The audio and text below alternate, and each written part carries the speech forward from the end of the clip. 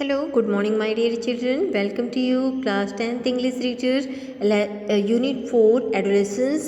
And in Unit 4, we are going to read Unit C, that is Enduring Script.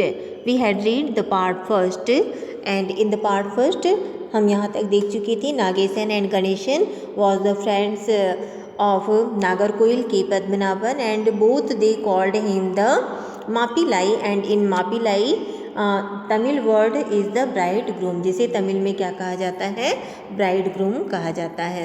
Okay, आगे हम अब continuous देखते हैं. देखिए ये है तमिल में, उन्हें तमिल वर्ड क्या है, मापिलाई का ब्राइड ग्रूम. नाउ आगे देखते हैं, पार्ट सेकेंड हम शुरू कर रहे हैं. Okay, one thing daddy had One thing Daddy had gained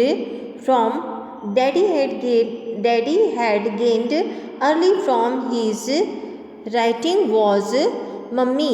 तो देखिए एक तो बहुत अच्छी बात यहाँ हुई राइटर की, जो उनके डैडी ने जो गेन किया था, मीन्स राइटर के जो पापा है या डैडी, उन्होंने एक चीज़ जो पाया वह क्या था, अपनी राइटिंग से उन्होंने उनकी मम्मी को पाया था. ठीक है, अब मम्मी के बारे में कुछ क्वालिटीज़ इसमें बताई गई. तो देखिए एक्चुअली मम्मी के बारे में बताया गया है, she an English literature. Mummy was an English literature. Mummy क्या थी, एक इंग्लिश साहित्यकार थी, English literature. She was graduate in English literature. Okay,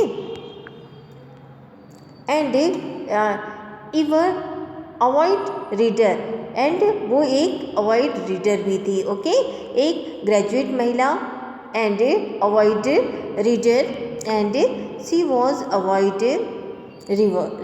reader. She was a fan of daddy's magazine story, and जो मदर जो थी वह क्या थी, उनके डैडी की स्टोरी मैगजीन्स की वह क्या थी, मैगजीन स्टोरी की वह फैन थी, यानी उनकी बहुत बड़ी प्रशंसक थी या उसे बहुत ज़्यादा पसंद करती थी. देयर द टू बिकेम यानी दोनों, मदर एंड फादर. ओके, जो मदर थे वो इंग्लिश ग्रेजुएट थी, and mother both became, the two became pen पैल्स.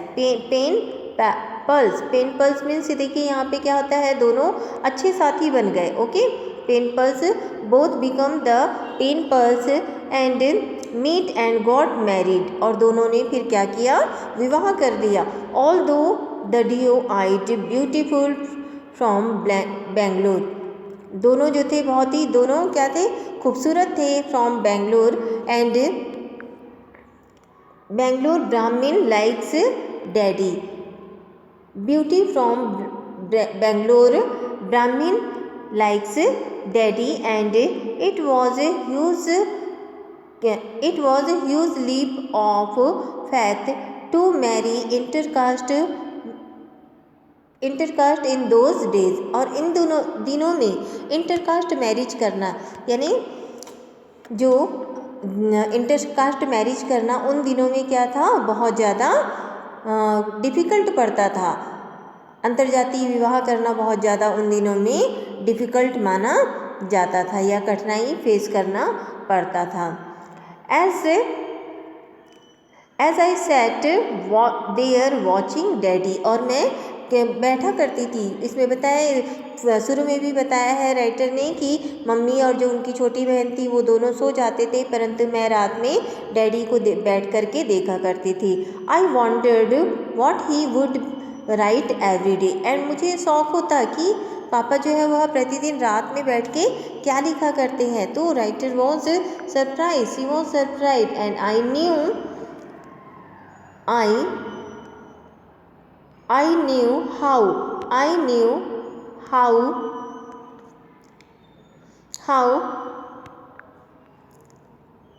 he always worked on his next story at night. और मैंने देखा कि जो डैडी जो थे वह क्या करते थे, पूरी रात भर बैठ करके अपनी नेक्स्ट स्टोरी के लिए, अपनी दूसरी कहानी के लिए भी क्या किया करते थे, काम किया करते थे.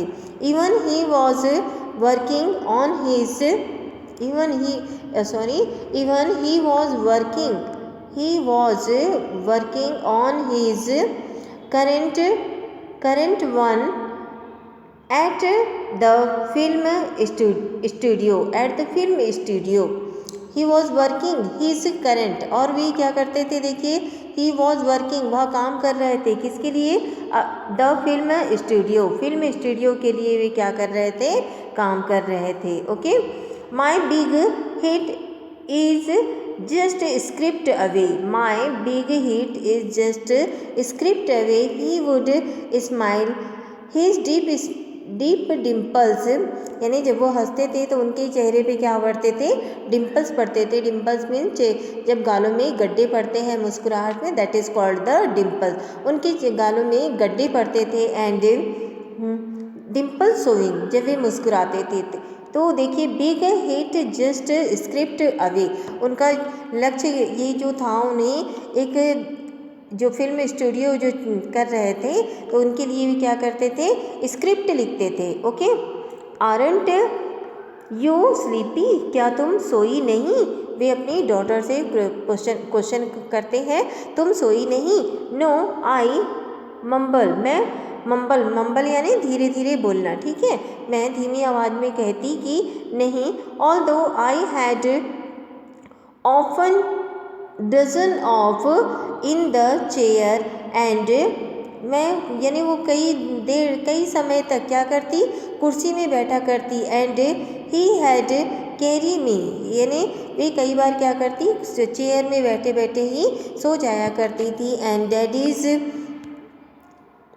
Chair does off the in the chair, he had carry me to the bed, और डैडी मुझे उठा करके फिर कहाँ ले जाते थे, बेड पर सुलाते थे. नेक्स्ट टू मॉम, मम्मी के बाद.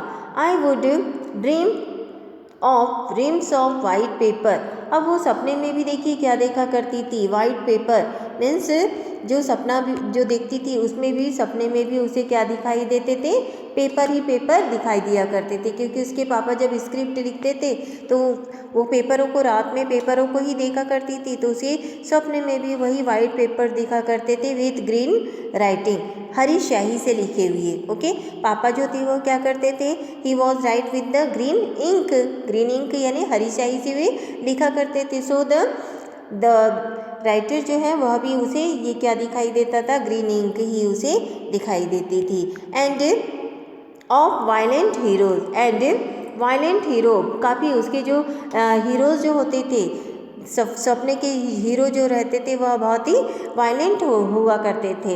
एंड गुड ऑलवेज स्ट्रिम्थ over evil and dads heroes was always good, परंतु देखिए दोनों के हीरोज, डैडी जब अपनी स्टोरी लिखा करते थे तो डैडी की स्टोरी के जो नायक जो होते थे वह कैसे होते थे, अच्छे होते थे. परंतु जब ये स्वप्न देखा करती थी और स्वप्न में जो इसके हीरो जो होते थे दैट इज़ वेरी वायलेंट यानी हिंसक हुआ करते थे. एंड गुड ट्रिम्पेथ ओवर इविल, और वे यानी बुराई पर जीत पाने वाले. ओके, बुराई पर जीत पाने वाले मीन्स आप समझ रहे हो, यानी विलेन जो होते हैं, विलेन टाइप के इसके हीरोज़ हुआ करते थे. When I was 10 he gave me Harper Lee novel, जब मैं कितने वर्ष की थी, 10 वर्ष की थी, तब डैडी ने मुझे क्या दिया था, एक नॉवेल दिया था. And that novel was Harper Lee novel, उस नावल का नाम था, देखिए बच्चों कई बार ये क्वेश्चन पूछा जाता है आपको एग्ज़ाम में, नॉवेल का नेम, ठीक है, तो हार्पर ली नॉवेल, आपको ये अच्छे से याद रखना है. And Harper Lee novel to kill the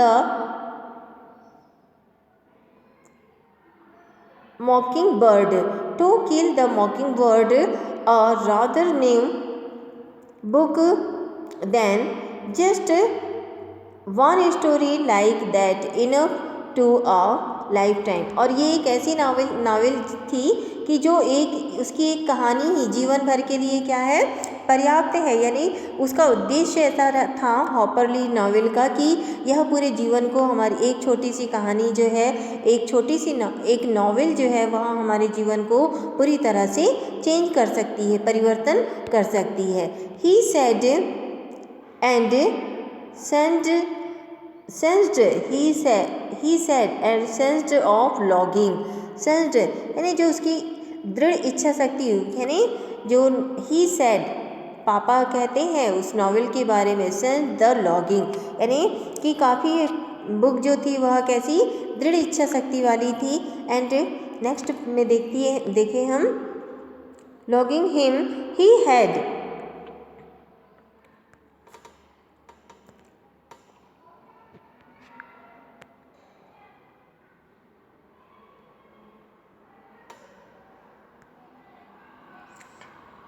he had a body of work by then, he had a body of work by then। और उस यानी ऐसी बुक थी कि वह हमारी क्या करती थी, ही body of work by then, कि कोई भी यानी उसमें एक ऐसा लॉगिंग था उसमें कि उसमें एक पढ़ने के बाद में बहुत अच्छी फीलिंग्स आती थी। But a big hit eluded him, but a big hit eluded him and the novel made a great impact on me। और उस नॉवेल ने मेरे जीवन में एक गहरा इम्पैक्ट यानी एक ऐसा प्रभाव डाला। The and how right daddy was, and how right daddy was, Harper Lee never wrote another. और उसके बाद हार्पर ली ने अपनी फिर दूसरी नॉवेल नहीं लिखी। And how right daddy was, और डैडी कैसा एंड हाउ यानी उनके डैडी कैसा लिखे थे, Harper Lee never wrote another. और उसके बाद हार्पर ली ने अपनी कोई लीजेंड नहीं लिखी, her only book, legend with her only book. यह जो बुक थी वह उनकी एकमात्र एक लिजेंड, लिजेंड मीन्स क्या होता है बच्चों, पौराणिक कथाएं। लिजेंड का मीनिंग क्या होता है, पौराणिक कथाएं। तो ये जो हार्पर ली एकमात्र उनकी नॉवेल जो थी यह पूरे जीवन को परिवर्तित, जैसे हम कहते हैं ना गीता ये क्या है, हमारी लिजेंड है, धार्मिक बुक है, परंतु गीता को पढ़ने के बाद हमारा पूरा जीवन परिवर्तन हो जाता है। सो ये भी एक ऐसी पुस्तक थी जो हार्पर ली के द्वारा लिखी हुई थी। आगे अब देखते हैं। Summer night daddy would regal us with tales about film shoots। Summer nights, धूपकाले के दिन जो होते that is called summer nights. तो समर नाइट में क्या करते थे, डैडी जो थे वह उनके साथ में रीगल यानी बैठ करके उनके साथ बैठ करके हंसी मजाक जो किया जाता है बच्चों के साथ में बैठ के, और वे अपने फिल्म शूट्स के बारे में बच्चों से बातचीत किया करते थे, ठीक है, समर की नाइट को। And he was a good mimic, और एक अच्छे मिमिक भी थे वे। कहाँ पे, the radio stars voice was an excellent actor himself. एक अच्छे एक्सीलेंट, एक शानदार एक्टर तो थे ही, लेकिन एक मिमिक भी थे। मिमिक मीन्स होता है अच्छा बोलने वाला, अच्छा जो मिमिक यानी अच्छा वक्ता जो होता है। तो ये एक अच्छे वक्ता भी थे, रेडियो में ये अपना वक्ता बोलते थे। एंड आई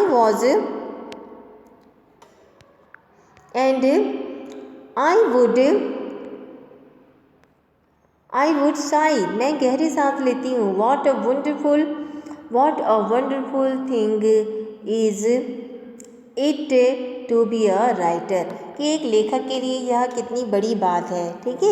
यानी लेखिका राइटर जो है वह बहुत प्राउड फील करती है। देखिए एक्सक्लेमेटरी मार्क दिया है यहाँ पे।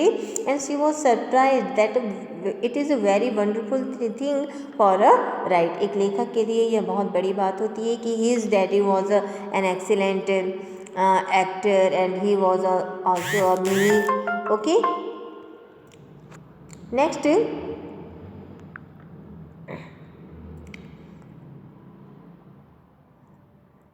on Sunday and holiday I would go to attic। Attic means क्या होता है ये बच्चों, देखो एटिक यानी जहाँ पे पुरानी सामान जो रखा रहता है, that is called the attic. पुरानी वस्तुएं जहाँ हम रखते हैं उसे एटिक कहा जाता है। There I hide my journal, जहाँ पे इन्होंने अपने क्या कुछ पर्सनल सामान को जहाँ पे उन्होंने हाइड करके रखा था। And endless stories of my own, जहाँ जब ये छोटी थी तब ये क्या किया करती थी, कुछ छोटी छोटी सी कहानियाँ लिखा करती थी और ये वहाँ पे इनके सामान में रखा हुआ था। व्हेन डैडी रोट स्क्रिप्ट, जब डैडी स्क्रिप्ट लिखा करते थे, ठीक है, जब डैडी अपनी स्क्रिप्ट लिखा करते थे in the script for Telugu producers के लिए जब डैडी स्क्रिप्ट लिखा करते थे, एंड ही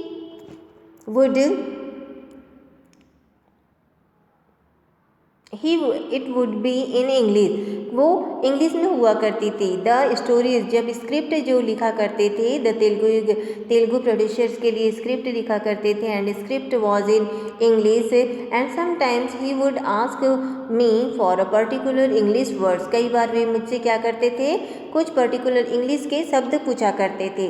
जब डैडी को कोई शब्द नहीं पता होते थे तो वो मुझसे कहते थे, and word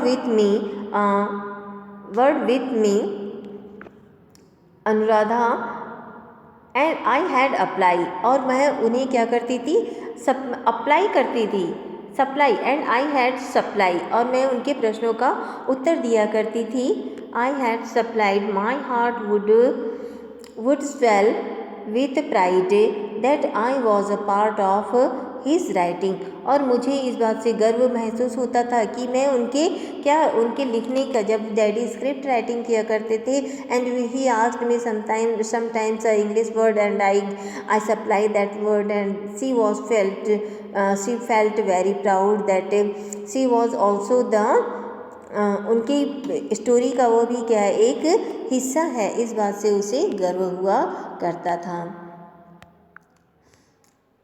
my sister Anuradha and I, मेरी सिस्टर अनुराधा और मैं, ठीक है, my sister Anuradha and I studied इन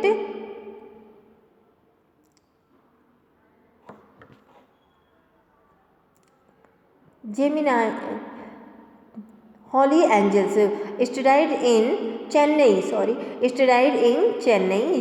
है, चेन्नई हॉली एंजल कॉन्वेंट, दोनों भाई बहन जो उनकी भाई और बहन जो थे वह कहाँ पे पढ़ा करते थे, चेन्नई के हॉली एंजल्स कॉन्वेंट में दोनों भाई बहन पढ़ रहे थे। A most expensive school, and it was a very expensive means क्या होता है, काफ़ी महंगा या, ठीक है, मूल्य, ये काफ़ी यहाँ का एजुकेशन जो था, it was very costly, and which my father could ill afford, जो मेरे पापा के लिए अफोर्ड कर पाना क्या था, नामुमकिन था, उनके लिए, उनके बस का नहीं था, फिर भी वो क्या कर रहे थे, still he wanted to study and speak English well, फिर भी वे अपने बच्चों को वहाँ पे भी पढ़ा रहे थे ताकि उनकी जो बच्चे हैं वे क्या कर सके, अच्छी इंग्लिश सीख सके, अच्छे से इंग्लिश स्पीक बोल सके। एनलाइटमेंट ही हैड, और उनकी यही इच्छा थी कि उनके बच्चे जो है वह अच्छे स्कूल में पढ़ कर के उनका नाम रोशन करें। अब आगे हम यहाँ इस पार्ट 3 को हम नेक्स्ट वीडियो में आपसे फिर मिलेंगे।